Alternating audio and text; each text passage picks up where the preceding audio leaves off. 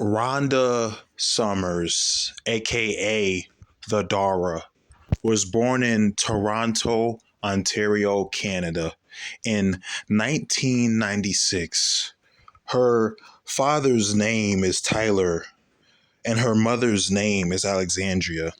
She has a sister named Annie and her brother Lucas. And together they would grow up and would have a, I guess you could call it a happy life. And I use the word happy in air quotes because you know better than anyone. Chanosa comic characters, they do not get happy endings unless you're like the big three. Well, in this case, big four, the Mount Rushmore of Chanosa comics. Chanosa. All right. Now, Rhonda's parents taught her how to fight and train, kind of similar to what they did, right, to her brother and her sister, right? Rhonda has the powers of her father and the powers of her mother. And when she was growing up, she would always watch superheroes on the TV. She would imitate their moves, their catchphrases, even dress up as them for Halloween, certain costumes. She would even go to comic cons. Imagine that, your favorite Chanosa comic character cosplaying as a DC or a Marvel character or even an anime character, for crying out loud. But she always had a love for heroes ever since she was a little girl, right? And this specific event, though, that they were going to was planned. Now, due to her mother and father being heroes themselves, they pissed a lot of villains off by throwing them in jail or even their family members in jail. Even one accidental, okay, her father, right? He accidentally killed one of the villain's brothers, and this villain retaliated. All right, you'll see the villain's name pop up on the screen. Spoiler alert and spoiler warnings are coming ahead, right? So the villain wanted revenge. He built this trinket, this gadget that he would put under Rhonda's parents' car to dampen their powers, right? He only made two because he wasn't planning on Rhonda coming with them. So he tracked down her parents all the way in Toronto, right? Tyler and Alexandria, right? Alexandria, her parents, right? And he put the devices underneath their respective car seats, and he just waited and waited, right? And the longer they drive, the more their powers get dampened to where they would be severely weak.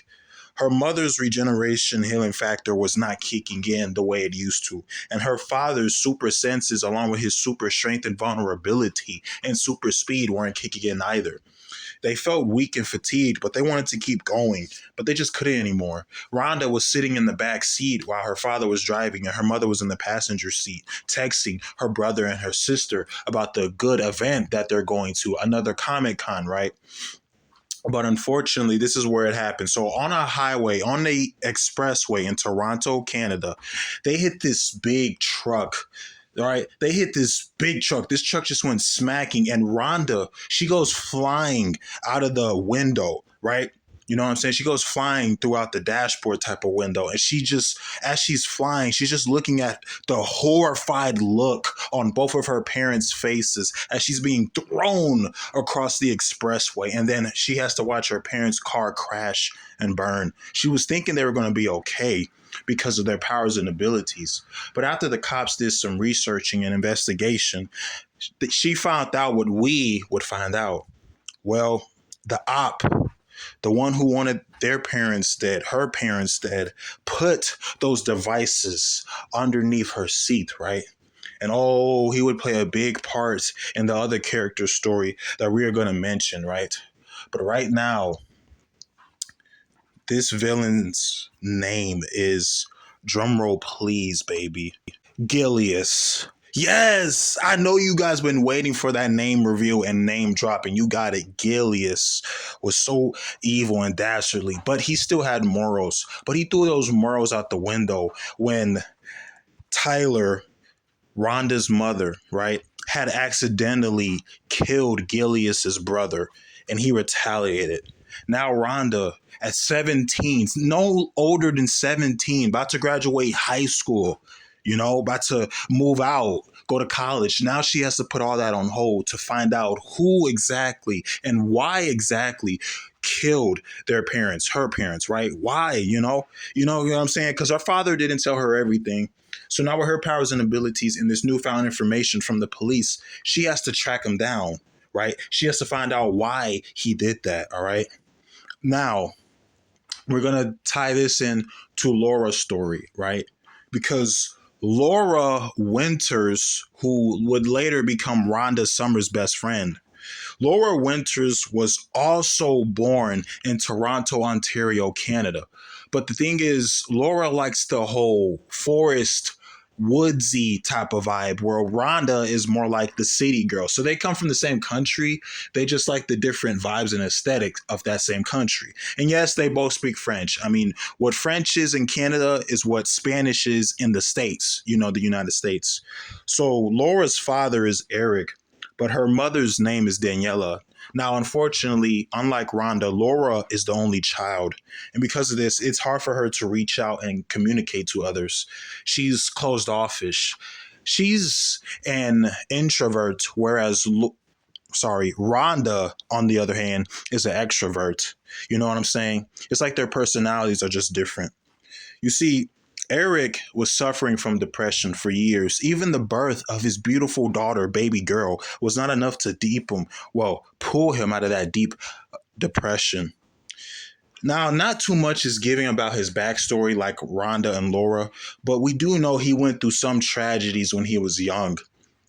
However, this depression would lead him in a downward spiral to one day when Laura was no older than 5 years old, right? Her mother was upstairs, her father was downstairs, and he was just talking or whatever, and he just got the gun. And I don't know why he didn't just leave the house, or I don't know why he, didn't tell her to go upstairs or tell his wife to take her somewhere else. I don't know what the hell this man was thinking. I mean, who knows the mind of a depressed individual? It's so sad and unfortunate, but it's true. All right, you might want to cover your ears or just fast forward. So, Laura's father, Eric, after his long and hard fought battle with depression, took the gun, opened his mouth, put the gun in his mouth, and then the rest. Bang! Murdered himself right then and there. Laura was shocked, as if she went into a catatonic state or trance. Her whole world came crashing down the same way her father came crashing down onto the floor. I mean, the cops were everywhere. There was police tape. There was forensics. It was all that at such an early age of 5. It makes sense why Laura is now depressed like her father, and why she's so closed offish and doesn't like to talk a lot. But somehow, some way, Rhonda gets Laura to talk. But you can tell Laura just still has that resentment. She still talk a little here and there, unlike before, but it's just not enough improvement on her end, which I understand. I can't imagine, right? However, this is not where it ends, because before they would officially meet, when they were like 18, 19, 20, right? Laura was in the woods and she was using her powers. Now, these scientists in Canada, once again, you'll see the names on the screen, they love experimenting on things. They experimented on animals, they experimented on humans, but now they want to graduate, so to speak. They want to go higher. So, what's next after humans?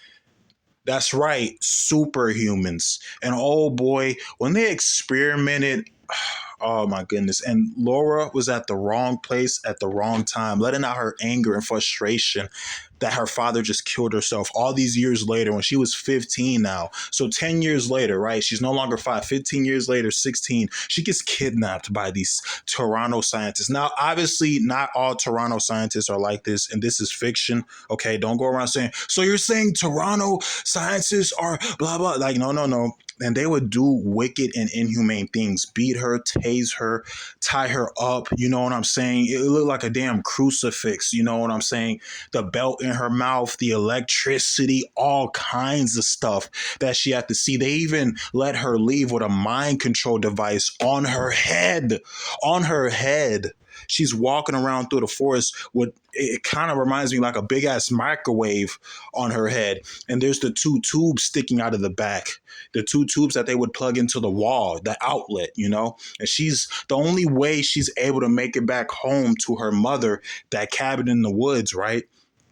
The only way she's making it back home is just by instinct and her smell, her strong sense of smell. She could smell and feel her mother just miles away. And she's limping through the forest with nothing but bandages on. She's pretty much naked, but just has like a bandage covering her chest and her, downward area, the VV. I'm just gonna say it like that, And she finally, after days, makes it back home to her mom. She just bumbles open the front door, and her mom was worried sick about her. She called the cops. She did everything, and they couldn't find her. Well, of course, these scientists make sure that they don't get found. And she just limps over to her mom. Her mother takes the mind control device off of her head, and they both cry as they hug each other and sob. And they're just sitting there hugging each other and crying and crying, and all the memories, not just of the beating and torture at the lab, but what happened to her father. You know what I'm saying? I can't imagine what's going through their minds. They would eventually get over it and move on, but it took a longer time, about 7 years. And here we are now. Laura and Rhonda meet at a superhero gathering in New York due to a big threat that is coming, not just to the universe, but to the multiverse. Now, keep in mind, there's going to be more videos about these two, well, specifically a video going over exactly how were they able to overcome their differences and see their similarities so they can see how to save the multiverse. Now, be patient, all right? Don't let your greed give in, all right? So let's wrap this up. And that is the story of Laura Winters and Rhonda Summers, part one. Part two should be out next Thursday or Friday. I hope you guys liked and enjoyed it. Let me know what you think of these two ladies and their stories. Happy Friday, June 6th, everybody. And until next time, it's been your boy. Well, you know who I am. Bam! Johnny the Hottie. I'll see you soon. Bye.